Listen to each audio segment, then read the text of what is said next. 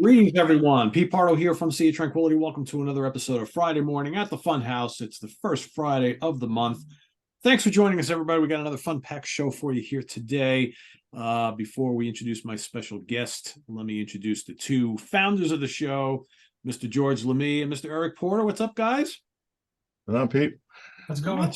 Ready to talk some fusion, and we got a guy who knows a lot about this type of music joining us here today. Welcome, Mike Chadwick, manager of Snarky Puppy. Mike, what's happening? What's going on? Hey guys! It's honestly such an honor to be here. I'm a huge fan of this. What do you call it? A podcast or a program, or what do you call this? Channel. Yeah. Yeah. I'm a huge fan. It's a real honor to be here, and I can't wait to dish some dirt on these records. Awesome. Sounds good. Well, as we normally do, before we start talking about the four albums in question for this particular episode, I'm going to turn it over to George, who, as always, is our MC of the show, and he's going to talk about some new releases that are either just come out or are coming out, and then we'll dive into the four albums in question. So, George, I'll turn it over to you, my friend. All right, let's get to these new releases because a couple of them are pretty exciting. First one is the Divine King Project, Volume 1. Eric and Mike have also heard this. This is great stuff. This is, for me, it's like a love letter to 90s fusion. I hear tribal tech, Lost Tribe, maybe a little electric band. Some people may know the Divine and Divine King is Scott Divine from Scott's Bass Lessons. Simon King, the guitar player, wrote all the material, and they pretty much hired a dream guest list and made this debut record. What do you think, Eric? I love it. I wrote a review that's up on the site, 4.5 out of 5 stars. This is top 10 for the year for me, regardless of what comes out between now and the end of the year. Just fantastic stuff. You know, high energy, great guitar work, which is what I'm always listening for. Absolutely love it. You too, right, Mike?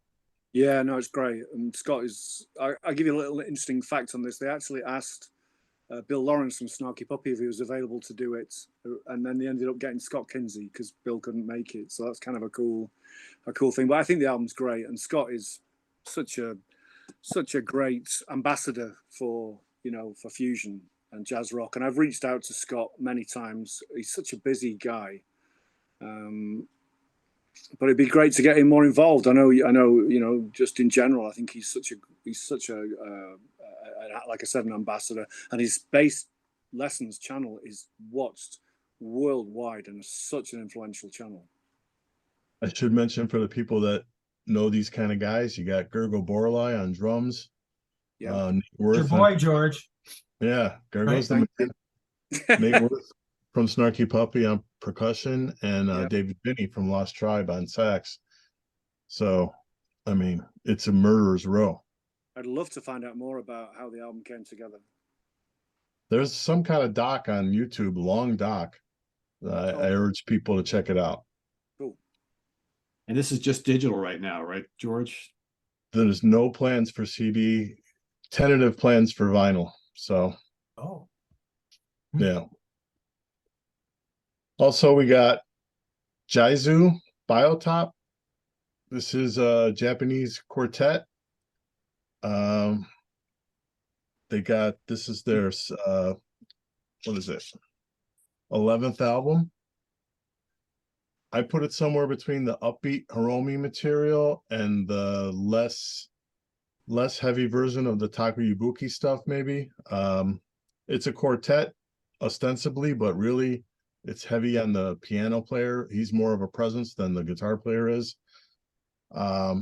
It's pedal to the metal. It's up tempo, hyper melodic piano lines.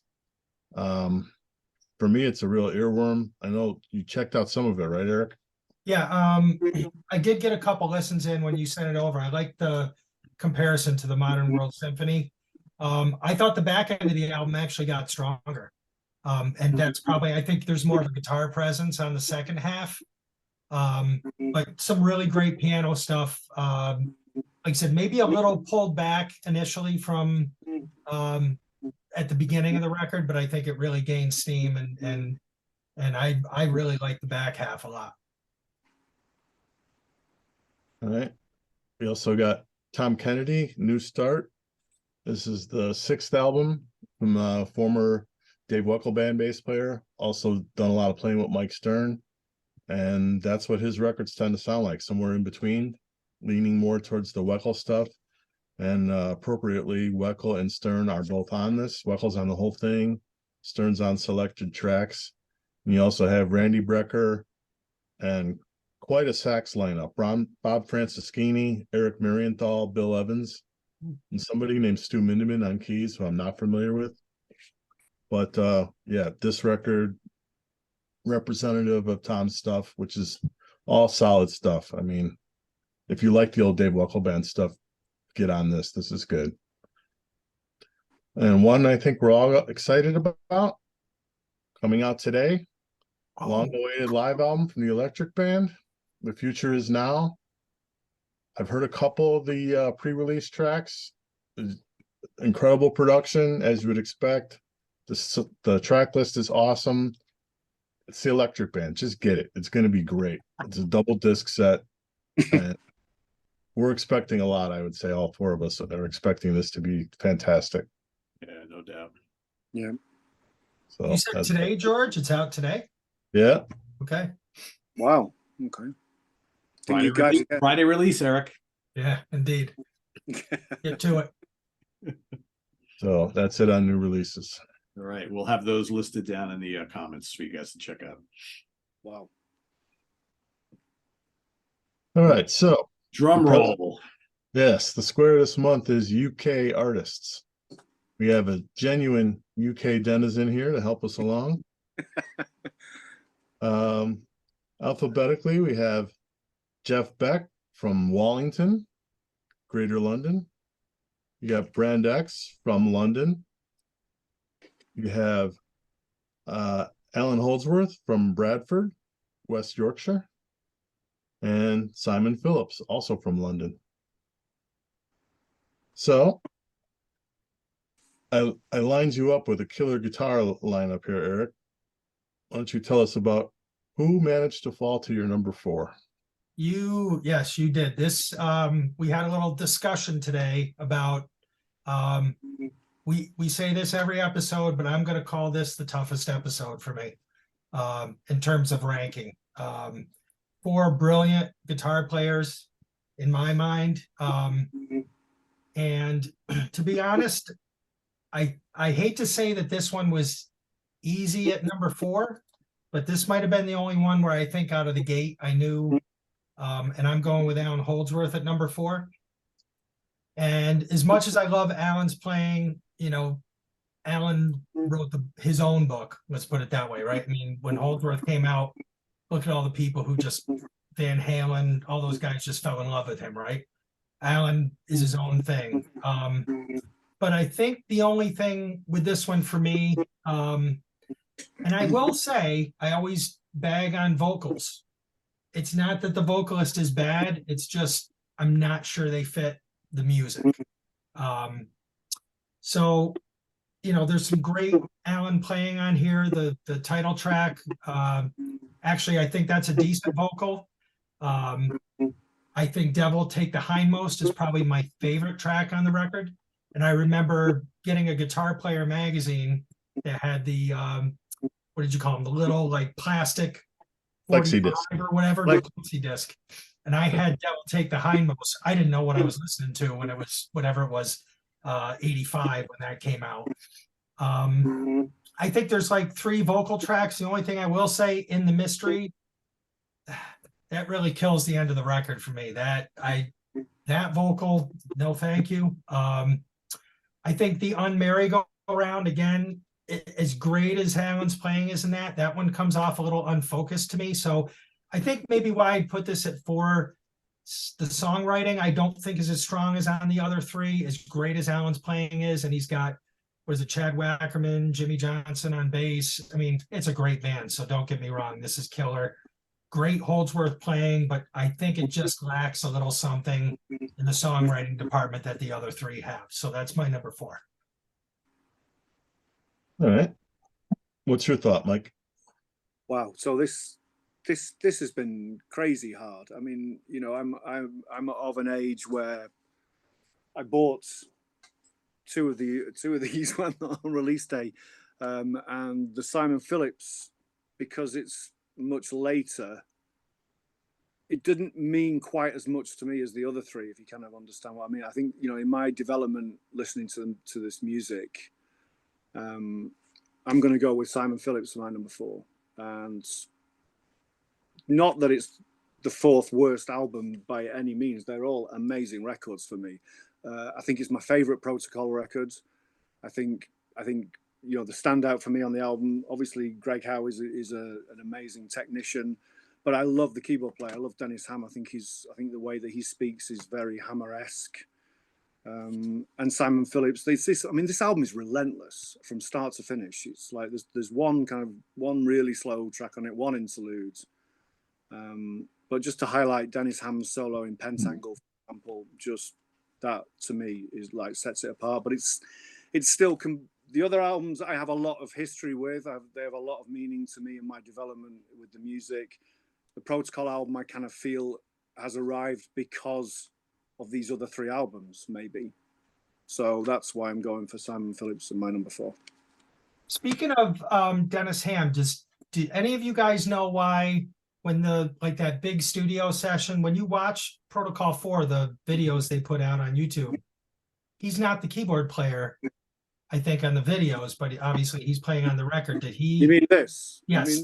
Yeah. Yep. So this was.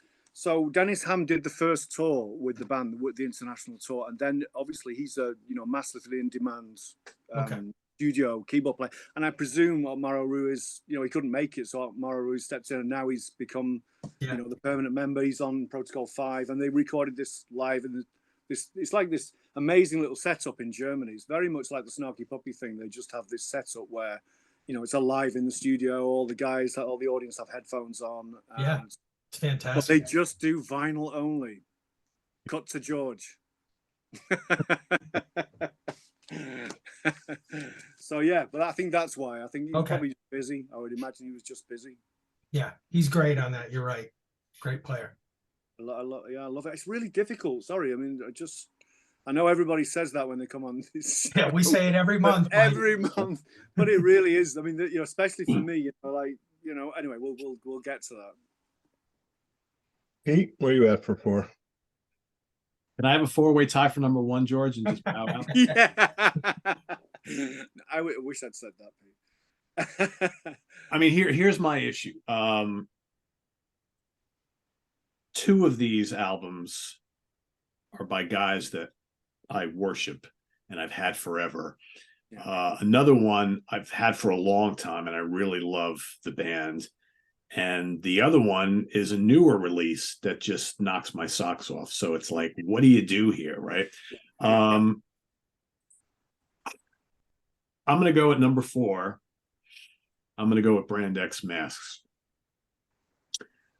And I will say, in re-listening to, I mean, it seems like it wasn't that long ago where I was ranking the Brand X albums on the channel, but in re-listening to Masks, like more recently, I'm starting to think that it's quickly becoming, if not my favorite Brand X album, it's right up there. It's easily number 2 after the debut, but that's neither here nor there for today. I mean, Chuck Berge is amazing on this album. He replaces Phil Collins.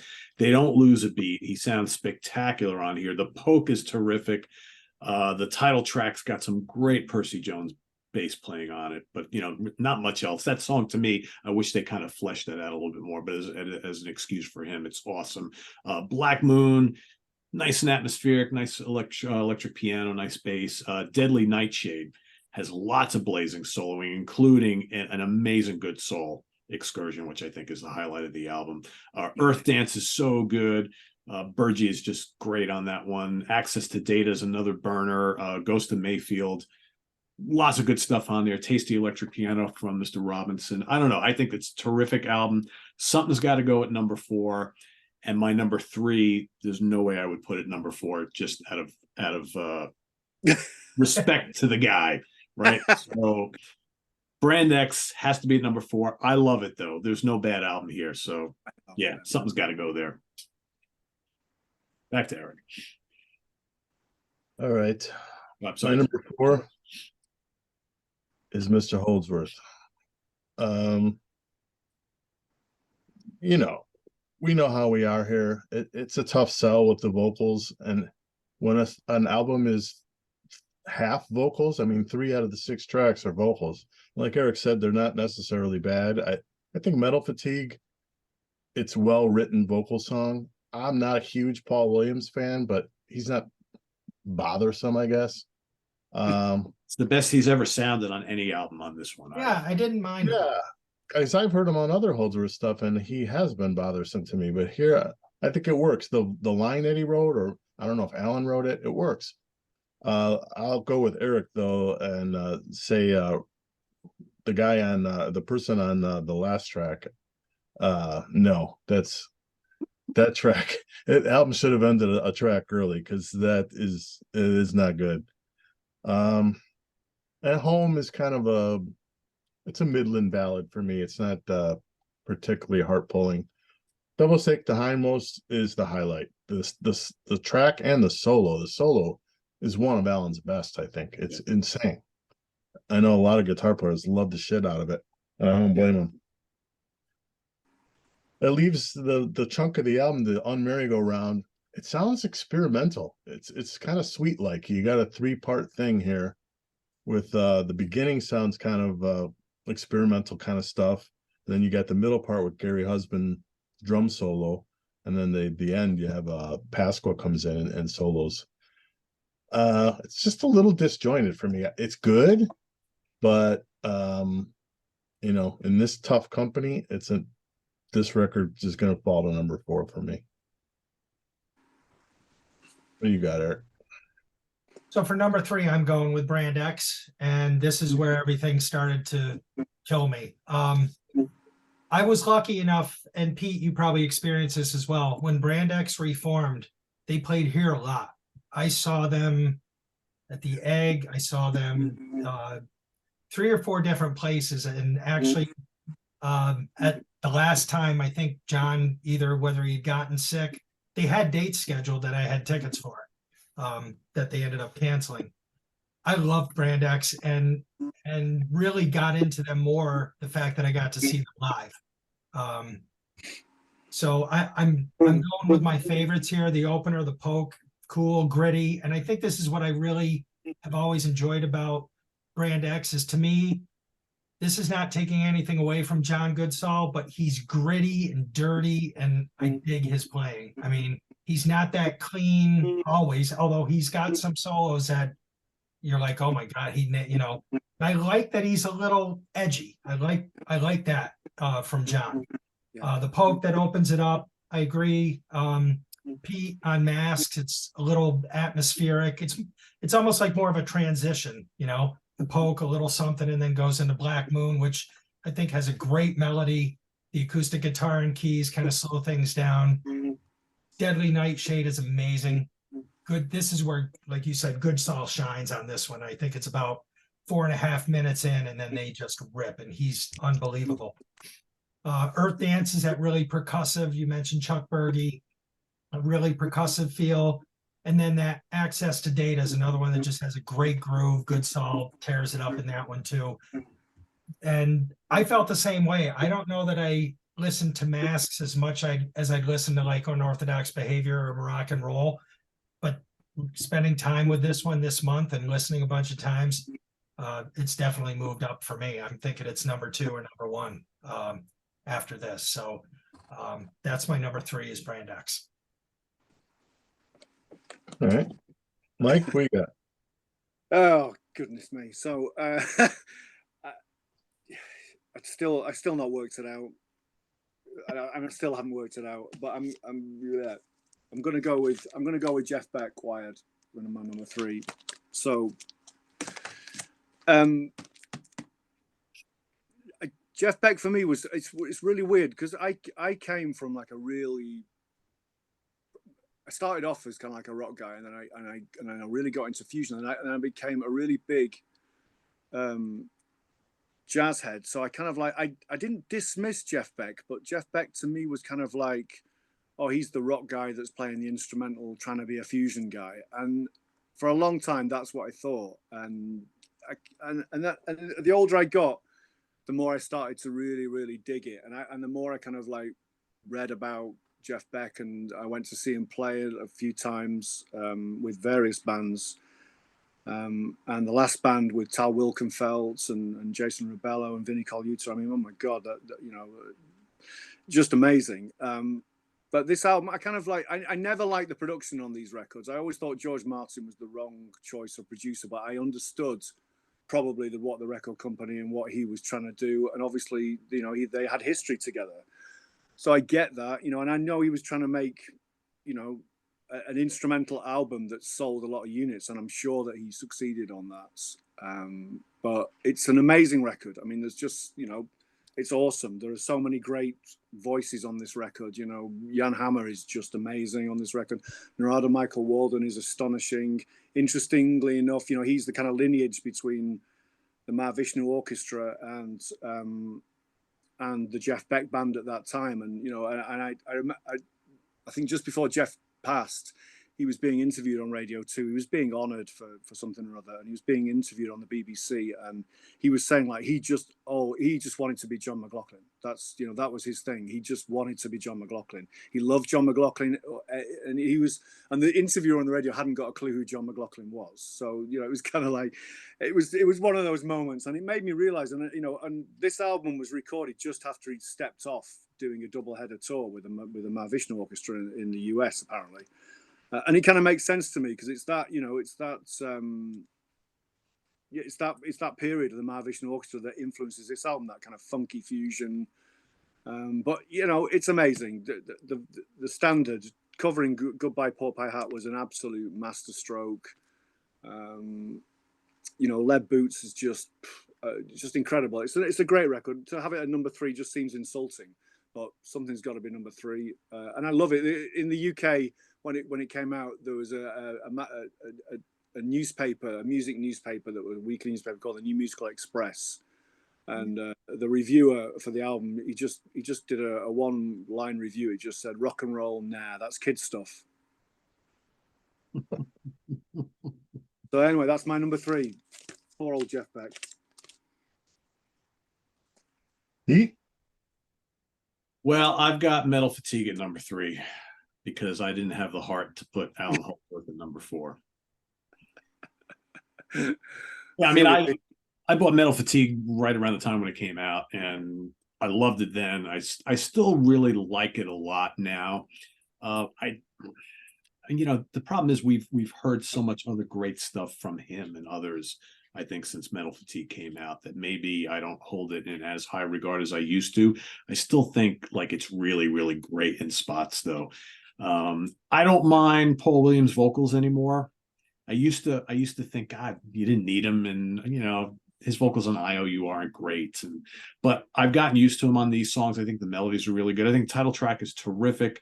Devil Take the Time Hindmost is just, I was listening to that this morning, as a matter of fact, and last night, because spoiler, well, you guys have already seen the episode, but I talk about Allan Holdsworth on the Songs That Define a Guitar show that I did with Phil Aston the other day. So, but yeah, and one of his signature solos, Panic Station, I really like that. That kind of sounds like a jazzy prog song. In fact, I'd argue there are a couple straight prog songs on here. I know you guys don't really dig in the mystery, but that song to me sounds like it could be a Marillion, UK, Genesis, or IQ song. It's almost like it doesn't fit here. I don't dislike it for that, though. I think it's just weird for this album. Put that on another album and we'd all love it. But great guitar solo with that too, Pete. Really good. I mean, there's tons of great guitar solos on here. Really good stuff. The On Merry-Go-Round, I think. Gary Husband. Can we just say how amazing this guy is? Yeah. Everything he's on is just really great. I love the synth solo on there too, and Holdsworth solo was great. The song itself might be a little bit too long, but overall, I really like Metal Fatigue a lot, and I think it's got some of his best guitar soloing from his solo career. Right, I think that maybe is a reason why most people hold it in high regard. It's amazing, And if you listen to this album and you listen to, we talk a lot here on the channel about some of the great sideman gigs that he had throughout the 70s and how much we love that stuff. You listen to his playing and his soloing really changed a lot come this album and this time period from what we were listening to from him in the 70s. But he changed guitars, amps and stuff like that. So it was bound to happen. But yeah, number 3, Metal Fatigue. Pete, was this the Charvel? Was he using Charvel? I'm pretty sure. Yeah, he was either using, because I know he was using Strats briefly, but he was using the Charvel a lot. He hadn't made the switch over to headless guitars yet. So this is the transition away from like, the SG that he played throughout much of the 70s to more of like a Strat style guitar with the whammy bar and whatnot. So yeah. I dig that sound he's got on the title track. You okay with the harmonizer on that, Eric?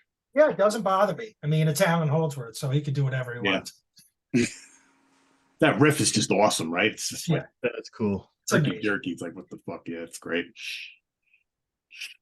All right. My number 3 was Wired, 1976.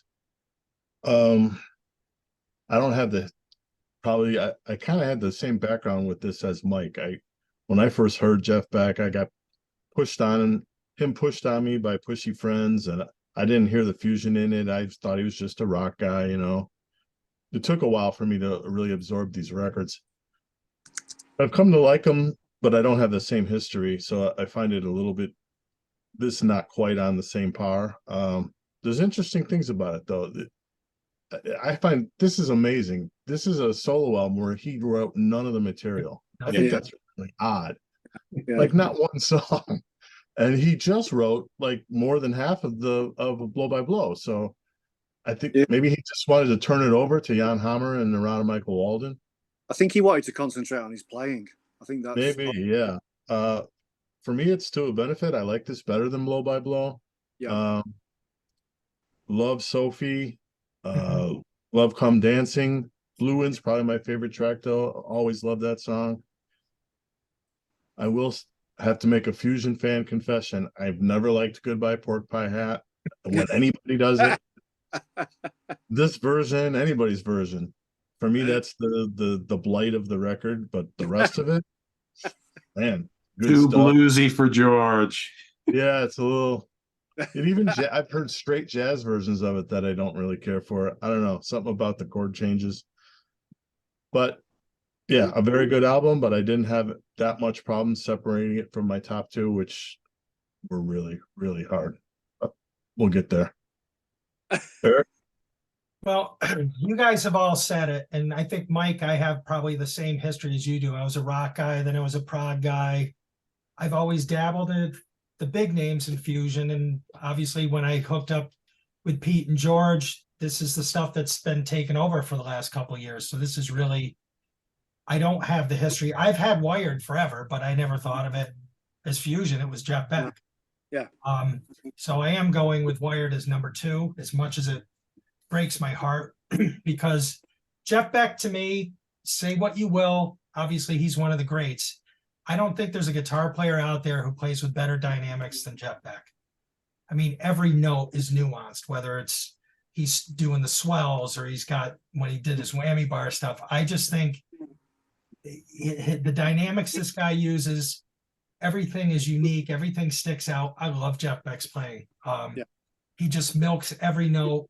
He doesn't have to be a speedster, not that he can't do it, I'm sure, if he didn't want to. But I think in this, and I thought that was funny, and I'm glad you mentioned it, George, when I was going through, I never read the credits. And then I'm looking, Michael Narada Walden and Max Middleton and Hammer. I'm like, he didn't write a song on this, which is, and it's not to the detriment of the album. It's a great album. These guys kind of turning their music over to him. It's kind of funny, but they did great stuff with it. And obviously, I think, Jan Hammer, as embarrassing as this might be, I knew him as Miami Vice before I knew who he was as Mahavishnu and this stuff. And the respect this guy gets and should get, amazing musician. My favorites on here, the opener Lead Boots, just a great riff, and Hammer and Beck just work amazing together. I love the clavinet of Max Middleton. Sophie's a great one. That almost just sounds like, hey guys, let's rip, Play With Me. I love the clavinet in that. And I actually dig that Love Is Green kind of takes the album out, kind of The ending. slows things down, a little acoustic, more laid back, but there's nothing on this that I don't like. I mean, whatever it is, 45 minutes, it's all great. But again, this is a 5-star for me. It's just, I have 2 5 stars and I had to work one out over the other. So I'm going with Jeff Beck at number 2. All right. Mike, where you at? What's this app you've got where you can bring the covers up onto the screen? It's really cool. Prezi. Prezi, it's called, yeah. Right, okay. We'll have to sort that out. So number 2, I mean, these 2 albums, I have to say, these 2 albums have such a special place for me for lots and lots of reasons. But I'm gonna go. I'm gonna go with Allan Holdsworth at number 2. And yeah, I mean, Allan, what an amazing guy. And I promoted a couple of gigs with the Allan Holdsworth group when I was working at a venue, and I got to hang out with him, luckily, and drink beer with him and talk about the music business. And my overriding impression of that time was that he wasn't bitter that he hadn't had the success, but he how can I put this? He kind of like, he was annoyed that he hadn't worked out how he could have got the success. Because I think, and this is what this album kind of like meant for me so much, was that this is Allan Holdsworth searching for something, trying to find that path, where to go next. For example, like looking at the Young Merry-Go-Round, to me is just like, it's a seminal piece of music, and it's great how we all have different views on things. But like the breakdown in the middle of it, for example, that to me was like that. He's like, I need something that I can sound like a synthesizer. That was like I need to get this, whatever it is. Next album, of course, was the Syntax album, and it kind of like, it makes sense. And like, and Home, I just think such a beautiful ballad. To me, it's like being English. It's like sitting in the pub on a Sunday night with all your family and your friends and having a few beers and talking about, the weather and all the things that us Brits talk about. And, it's just, when this album came out, Metal Fatigue, the title track, was just like, oh my God, what a riff, what a groove. And it was just, yeah, Paul Williams, I don't have a problem with him at all. I think the 2 Paul Williams vocal tracks are great. Like Pete says, the compositions really suit his vocals, I think. And I think Allan would work that out after playing and singing, and him singing with Allan for such a long time. In the Mystery, I think I've only ever listened to it once. I think I've listened to it more since doing the homework for this than I've ever listened to it. I just stop after the merry-go-rounds. And like you've all said, Devil Take the Hindmost is just an astonishing piece of Holdsworth music. But it was like, you think about what had happened preceding this, with like, what was the first album that came out that he hated? The Velvet Darkness. There you go, Velvet. So Velvet Darkness came out, that pissed him off. And then, he was recommended to Warner Brothers by Eddie Van Halen, and they put out Road Games, which he didn't really like. And they it was a mini album that they kind of begrudgingly put out. Then he formed the band, that became IOU, and he wasn't really happy with that. And it was not that the IOU album. It took 3 years to kind of come out globally on when Enigma signed it up at the same time they signed up Metal Fatigue. So I kind of get this album, but I was working in record shops when this album came out, and like the buzz amongst all the musicians and especially the guitarists when this album came out is something that I will never forget. It's like, copies were flying out of the shelves. It was just such an incredible record for me. And that's not to say everything else that he did after that isn't an incredible record, because he is, for me, one of the true greats, not just of the guitar, but of music. And, rest in peace, Allan Holdsworth. That's my number 2, but it could equally be my number 1. I know what it's like. I get the drill. It's hard, guys. It's hard. It is. Really hard. Pete, what's your tough choice? Mike, we put ourselves through this torture every month. I know you do. Crazy. I know. And I watch you go through the torture, and it's very entertaining. Yeah. My number 2 is Protocol 4. What a beautiful production on this album. I mean, easily the best sounding album out of all of these. Greg, this might be my favorite performance from Greg Howe on an album. He's amazing on this album. His guitar playing is, when it's gentle, it's just absolutely beautiful. When it's high energy, it's just like, wow. Nimbus kicks all sorts of ass. Pentangle is great. Love the funkiness of that. Simon's drumming throughout the whole album is amazing. I never fails to amaze me, like how at his age he just keeps getting better and better and better. He's like one of the greatest drummers on the planet that, you know, not enough people talk about. I love hearing him playing with Derek Sherinian. Love Protocol. Passage to Agra. I mean, those floating keys, those velvety guitar lines, the drumming, amazing. Solitaire is really cool because it's kind of like it's burning fusion, but it's still funky at the same time. Howe is amazing on that. Celtic Run smokes. Phantom Voyage is atmospheric. It just, Azarez is just blistering. I mean, it doesn't get much better than this, right?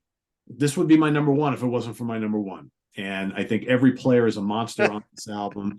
And, you know, this is, I mean, could we say it? This is one of the best fusion bands going today, regardless of who he has in the lineup, because his lineups are always great. You know, you talk about late 2000s fusion bands. This is the one to listen to, guys. And I'm telling you, this is just excellent stuff. And to go back to what Mike said earlier, obviously these guys, and Simon specifically, he's taken all those influences of all these other bands we're talking about and the ones we haven't mentioned today from the old days. And he's just made this band sound fresh and exciting and modern while owing a lot to the greats of yesteryear. So job well done. This is a great album. You know, for those watching this show who mainly only have old fusion stuff, you got to hear this one. Protocol 4 is amazing. Yeah. I want to change my mind. You're locked in, Mike. I sold you on it. All bets are off. Oh. All right. My number 2 is Masks.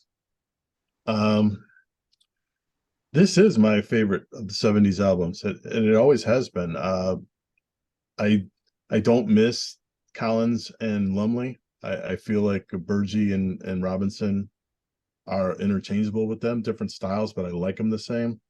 And the songwriting for me is just more consistent on this record. The Poke and Earth Dance are two of my favorite songs of their 70s stuff. And Deadly Nightshade, the career-long epic from them, I mean, that's just a killer. Like Pete said, great guitar solo. I guess the title track is like kind of just like a little bass feature. That's like the only part where I would maybe start to lose focus, but it's short and it fits. I mean, there's really nothing to pick apart about this. I kind of wish they had done another album with this lineup to see where it would have gone. And I read that Goodsall was affected, had about a tendonitis around this time, and why he didn't do the tour. Mike Miller did the tour, and you can't tell because he's ripping like usual. So I find that's kind of an interesting tidbit that I've always kind of thought skeptically about. It's like, how it doesn't sound like a guy with tendonitis to me, but maybe he is on it a little less than some of the other ones. But yeah, it's my number 2 for by the slimmest of margins.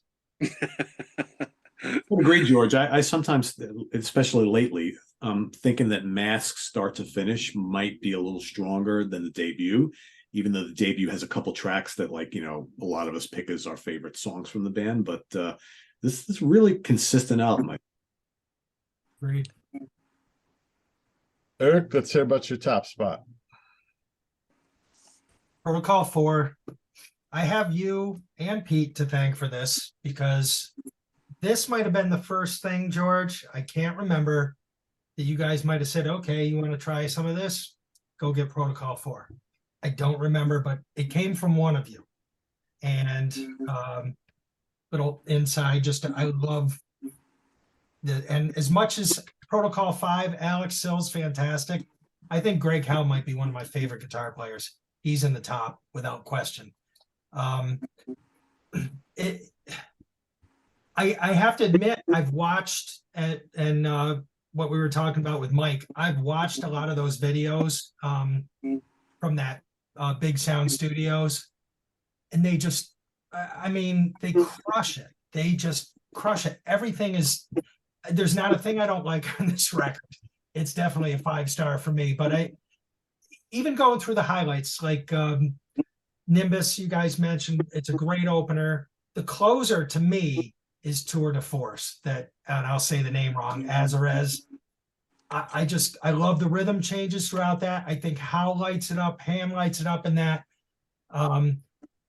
Celtic Run, great melody, and Greg Howe is on fire. I just don't, even the slower ones, I think Passage to Angra, it's still, Howe is brilliant. And I think the thing that I'm impressed with on this, and let me forget Ernest Tibbs, fantastic bass player. Yep. But I think what impresses me is it's Simon Phillips' protocol.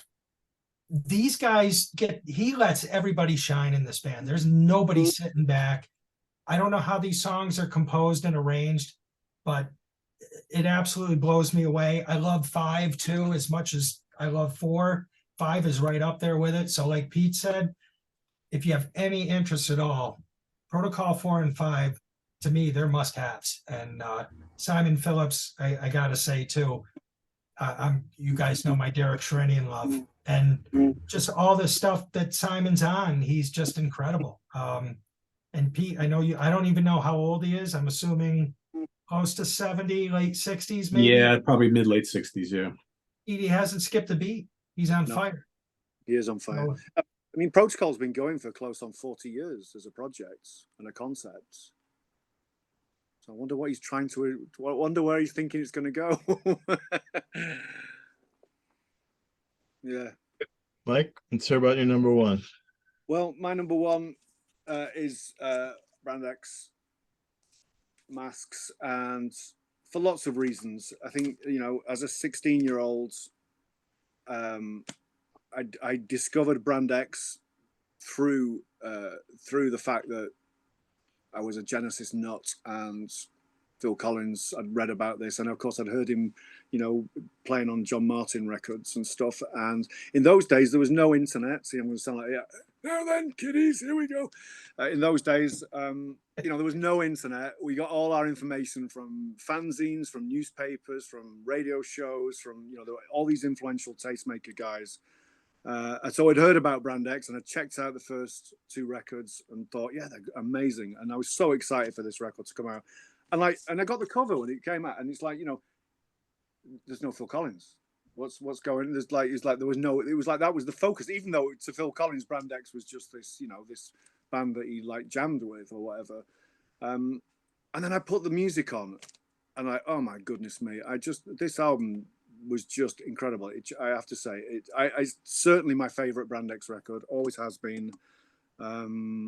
Mike, so even though you got into Brand X because of Phil Collins, you listened to this and you didn't, because a lot of times we have that prejudice, like, oh, Phil Collins. I know, it's true, isn't it? But, you know, like from the first moment of the Poke, it's like, you know, there was a focus to Brand X that I'd always kind of like secretly wished that they'd had. It didn't sound like, you know, like it was like a jazz jam. It sounded like, and then later on, of course, you know, with the benefits of the internet and knowledge, you kind of like, you find out that this was the album that, you know, the record company were trying to get them to break into America and to kind of like emanate that Weather Report, Mahavishnu Orchestra kind of like success. And, you know, to record it at Trident Studios, mastered at Sterling Sound, like these were like serious, you know, commitments by the record label. I'm sure that they ran up debts like there was no tomorrow. But, you know, as a young 16-year-old, this album still, it freaked me out. It still freaks me out to this day. I hadn't listened to it in years, so I was actually quite kind of pleased when we changed the course of the Brand X album in the 4Fusion Friday. I was like, oh, okay, brilliant. I mean, Deadly Nightshade to me is one of the greatest pieces of music ever written. It's so beautiful. The compositions on this record are amazing, and you know, a couple of them written by the percussion player, by Maurice Pert, and which is interesting as well, because. And I was lucky enough, I got to see Brand X. I got to see them in 1980 on the double. They did a double-header tour of the UK with Bruford. and I saw Bruford the year before that with the classic lineup, which absolutely. I mean, this was my life at that time. It's like we got to see these bands. They were like, you know, like they were just mashing our heads up with all this music, and you know what it's like as a teenager. You know, you're discovering, and that's what I mean about these albums. That's why I said at the start of the show, two of these albums had such a a big personal effect on me. And the Brand X at that time, it was both keyboard players, and it was Mike Clark on the drums who did the tour. So that was kind of interesting as well. But it didn't matter to us as long as Percy Jones and John Goodsell were there.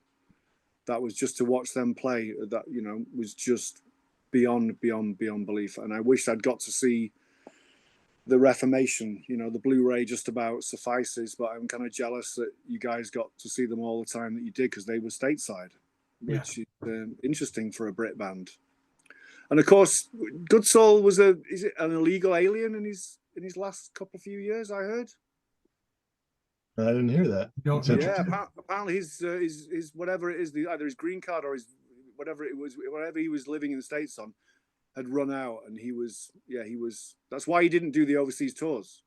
That's why Makachev stepped in. That's what I heard. I don't know whether it's true or not. But again, and it's interesting, George, you said you didn't miss Robin Lumley, and I kind of agree with you, but he produced the record, which is interesting. So I wonder what the mindset was. Obviously when you read the discussions with Percy Jones and him recounting the history, there's so much mystery to this band. So many. Wouldn't you love to have been in the room when they were discussing what's going on and what should we do? All right, what are we going to do? It's like, I'd love to have been in those discussions. But anyway, that's my number one. I love this album. I love this band. Brand X and Masks. Pete? Well, it can only be Jeff Beck wired, right? I love this album. He put out this trio of instrumental rock fusion albums, Blow by Blow, Wired, and There and Back, and all three of them sound pretty different from each other, although I would argue that the third one sounds closest to this one. And I think, I think for me, I'm guessing one of the reasons why he was totally cool with Narada Michael Walden and Max Middleton and Jan Hammer writing all the material is maybe he wanted something. Maybe he wanted to sound a little bit different from Blow by Blow, which it does drastically, I think, but it's still amazing. And I just absolutely love both albums. And I have for ages and ages. There's just an excitement about this album. To me, like Blow by Blow is a little more laid back, maybe a little more tuneful. This is like big and bouncy and in your face. I mean, Lead Boots is just amazing. Come Dancing, it's funky as hell. I like the cover of Goodbye Pork Pie Hat. I like the original too. Head for Backstage Pass is fun, man. That bass from Wilbur Bascom, so good. He's a guy. I mean, who is he, right? Like, yeah. Don't know. Blue Wind is just absolutely terrific. Love Beck soloing on this song and throughout this whole album. I think he's playing like he's got something to prove, and he's Mikey talked about how much he loved John McLaughlin, and there's lots of reports that he also was listening to what Tommy Bolin was doing as well. And I think he's just really trying to up his game here, and I think it shows. Some of Jan Hammer's synth work on this album is just incredible. Some of his best ever. Play With Me is terrific. The closer, Love Is Green, kind of bland and mellow, but yeah, it does kind of end the album on like more of a tranquil note as opposed to the beginning, which is big and bombastic and in your face. But I think the whole album really cooks. The playing is great.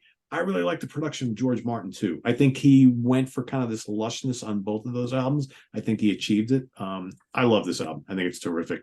And there was as great as Protocol 4 is, there was no way Jeff Beck was going to be anything but number one here for me. I get it.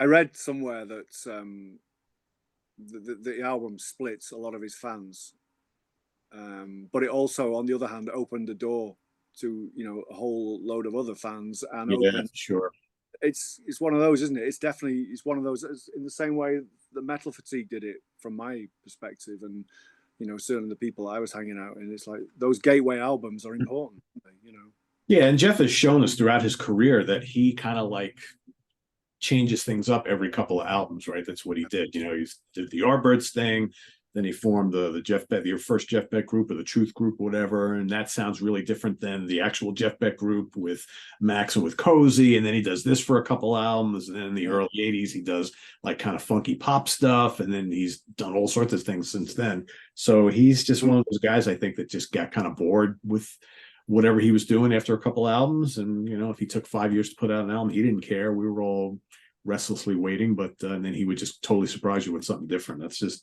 what he always did. And like Eric said, nobody ever sounded like Jeff Beck. One of the most unique players of all time. Great technician, just an original guy. And we talk about Hendrix and Van Halen all the time, but guys like Jeff Beck and Allan Holdsworth, right up there. 100%. All right. Number one is the Phillips. As of today, yesterday it was Brand X. I had to slide it up based on some listens yesterday. It's splitting hairs. Some of these songs though just really resonate with me, particularly Pentangle. I love stuff in 5 to begin with. I love funk, so this is right up my alley. Passage to Agra, just some of those melodies just stick in my head so well. To me, Simon Phillips has gotten so much better as a songwriter. I got some of the older solo albums, and even the Protocol albums before this, they don't strike me like this one and 5 do. Part of that is Timmons is not my kind of player, but the writing has definitely gotten better. It's more lush now, more consistent. It's a really good writer. George, do you think that him spending so much time writing and recording with Derek Sherinian has rubbed off on him in that way? Because I always find Derek's stuff very tuneful and melodic, even as crazy as it is. And I'm wondering if maybe those two spending so much time together has really helped Protocol. It sure could have. I mean, maybe I'm sure all of his experiences played into it, but yeah, I mean, he always had the rock edge because he's a rock player too. But it's just something about this record when it came out. Actually, it was actually a slow burn with me when I first got it. I was like not wowed, but it just slowly just started to sink in with me, and it's stuck hard with me ever since. And the bottom line is, I just put it next to Masks and said, man, there's just something about it. That's all I had. So that's how it ended up number one. All right. Well, we have a George's pick this month. Network.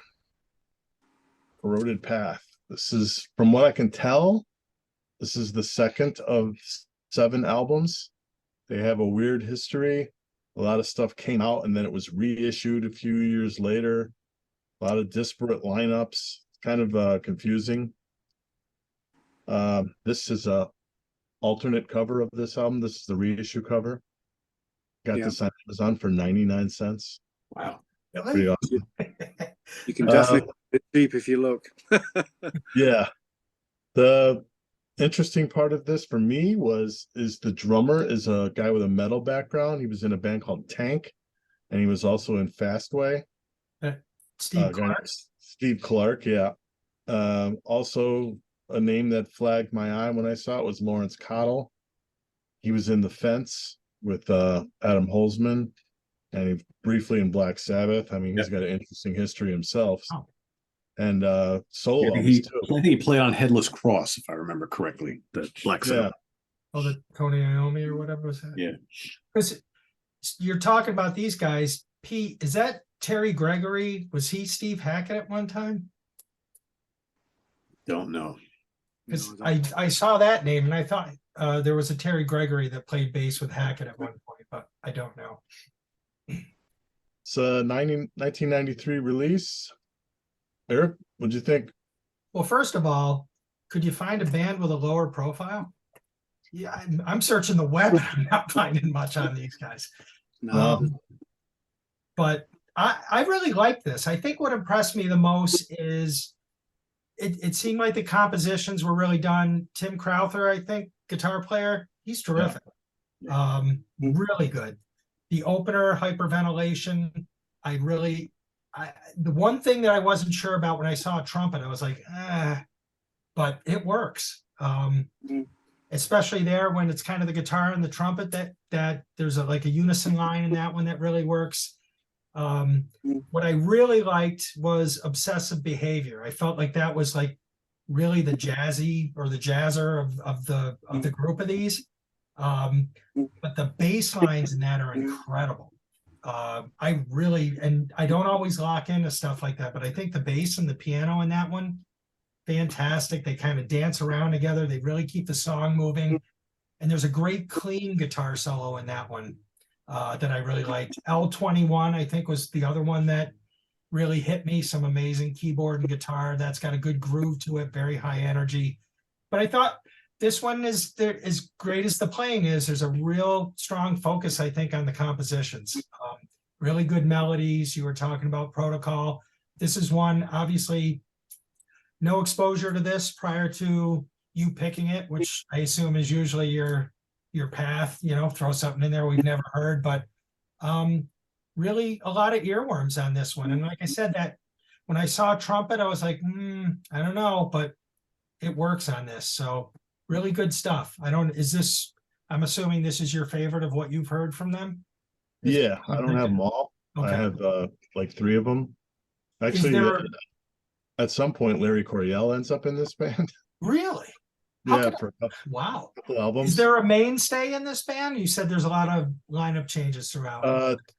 Until Larry Coryell gets there, Tim Crowther's on all the early ones. Okay. By the way, he's in the Have You Heard group that you, me, and Mike are in, Mike Jacobs' group. Tim Crowther's in the group, so hopefully he'll be happy with this. I really liked his guitar playing. Really, the really keyboard player is on most of the records. Okay. And maybe Clark, Steve Clark also. And he's got a little Holdsworth vibe on a few things. Oh, he does, yeah. Yeah. But yeah, the picking obscurities in this segment is my job, Eric. I haven't got this one. I haven't got this one past Mike. What'd you think of it, Mike? You did, yeah. I mean, it's strange, isn't it? As soon as I had to go and buy it because I just didn't know it. But it's weird. When I used to own a record store back in the 90s, and when this album was reissued in the UK, we sold a few copies of it, but it passed everybody by. And listening in retrospect, it's a really great record. And this, Tim Crowther's amazing. I contacted Lawrence Cottle just to see if he could throw any light on the project or the album, just because I know him a little bit, and he couldn't even remember being on it or recording it or anything about it. He just said, "Oh, Tim Crowther's on Facebook."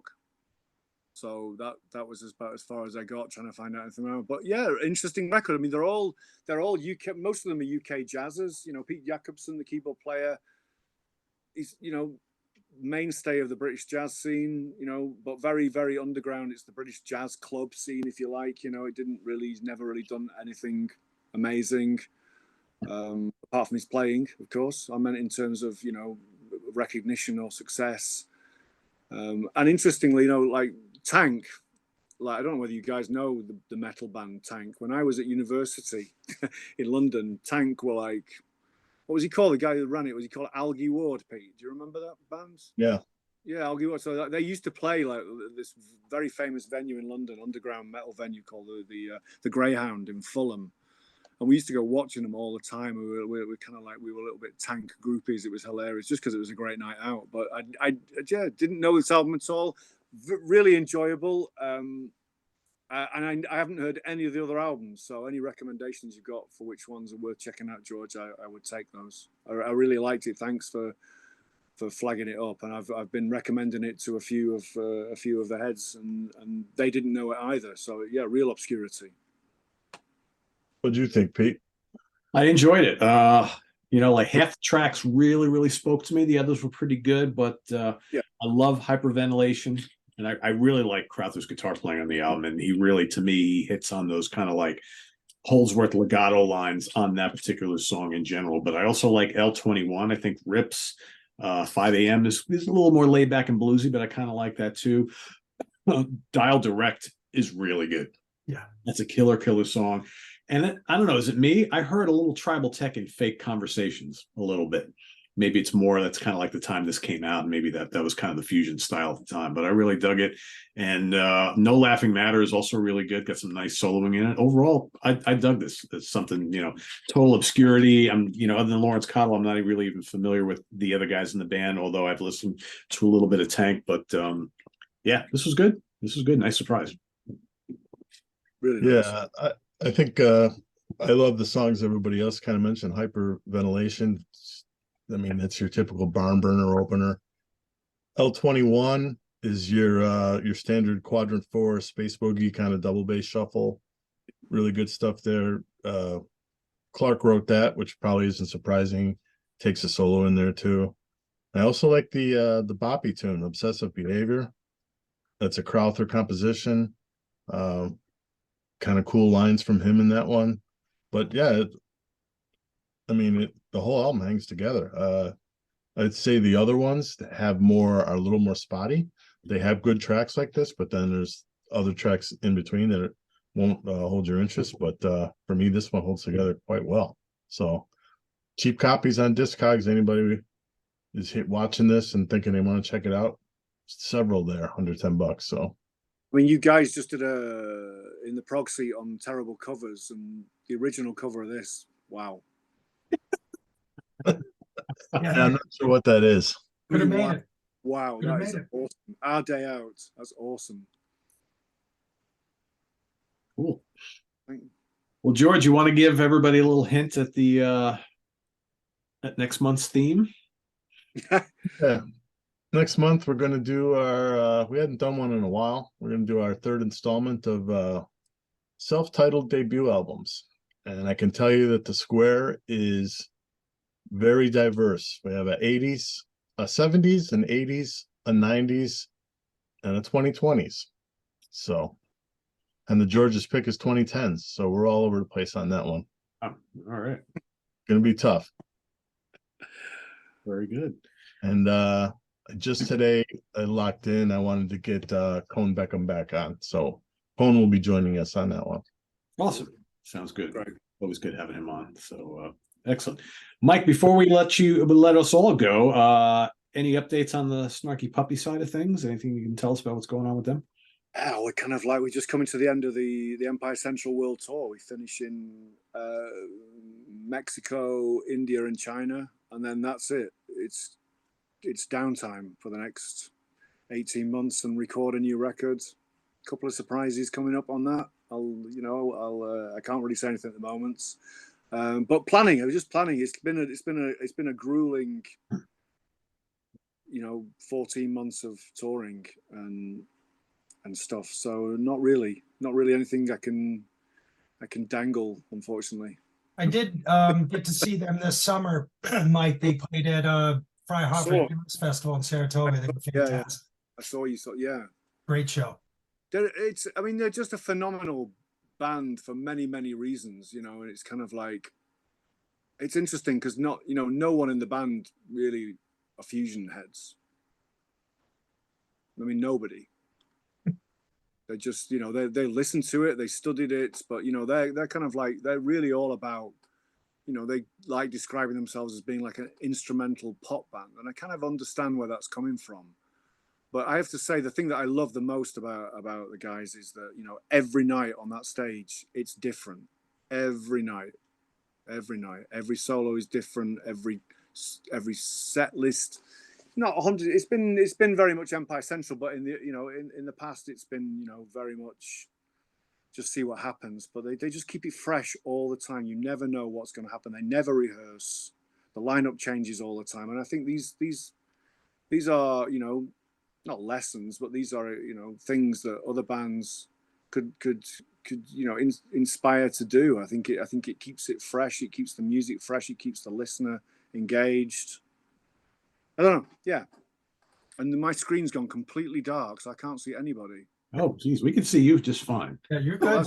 That's good, or maybe not. But yeah, no, it's great. It's been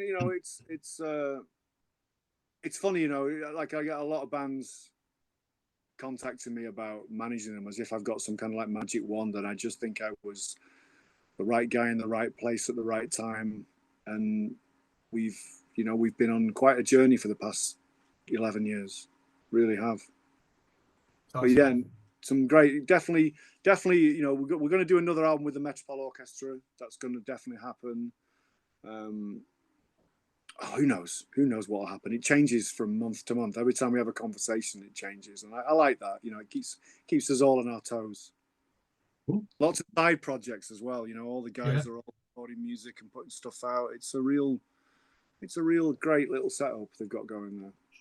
Mention how we can listen to your what do you consider, a radio show or a podcast? Yeah, kind of. I mean, I've done radio. I used to work for the UK Jazz FM. I worked for them for 20 years doing live radio, and I'd never done a fusion show before. And I always incorporated it as part of my show. It was always like a contemporary jazz show, if you like.